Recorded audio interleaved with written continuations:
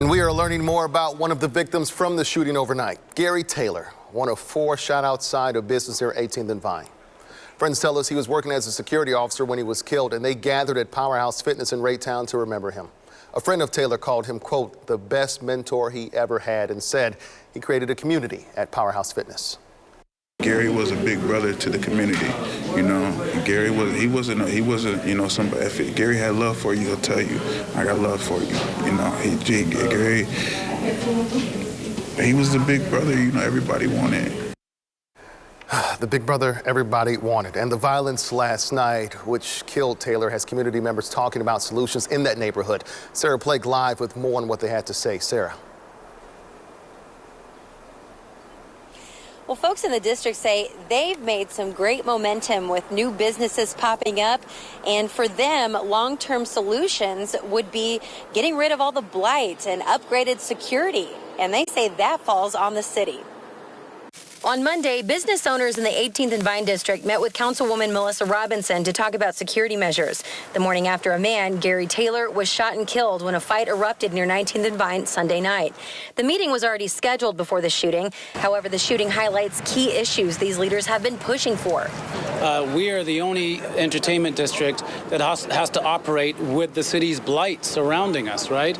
And we've survived despite that. Henry Service owns the historic Lincoln building. Service and his colleagues say they've hired a private security company, but constantly ask the city for basic amenities, such as upgraded lighting, police patrols, and permanent barricades for events. Where the shooting occurred, that's all vacant land and whatnot. Everyone comes down here and says, oh, it's 18th and Vine. No, it's 18th and Vine is owned by the city, and they have to help us down here put the thing together so that we can survive down here just like they do in every other entertainment district. Robinson, who represents the 3rd District, agrees there is a disparity, that the funding the city promised still hasn't made its way into the district. However, these same conversations surrounding funding have been going on for years. Only one could just open their eyes and see. I mean, it's not anything that's hidden or uncovered.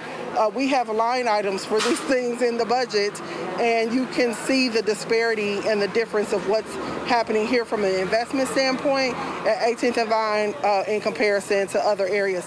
Robinson said she hopes to have plans in place for these upgrades by June 1st, just in time for festivals and block parties. It's a city of jazz and barbecue, and yet we don't have a vibrant jazz district. How is that even possible that they would develop areas like Crossroads and not even develop the Vine?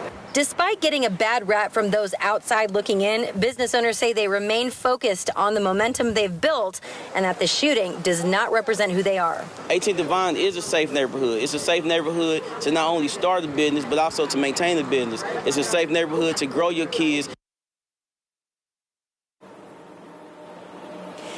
And Joey Thomas, the barber you just heard from, says that he and his colleagues have worked really hard over the last year to make safety a priority. And he says it's worked, noting that there has not been a shooting or a death here in the district since nearly a year, since last June. And he hopes to continue that momentum. I'm Sarah Blake, 41 Action News. All right, we're tracking homicides not only in KCMO, but across the metro. So be sure to check out our interactive homicide tracker. It's there at KSHP.com. You can click on the locations of the crimes to learn more about the case.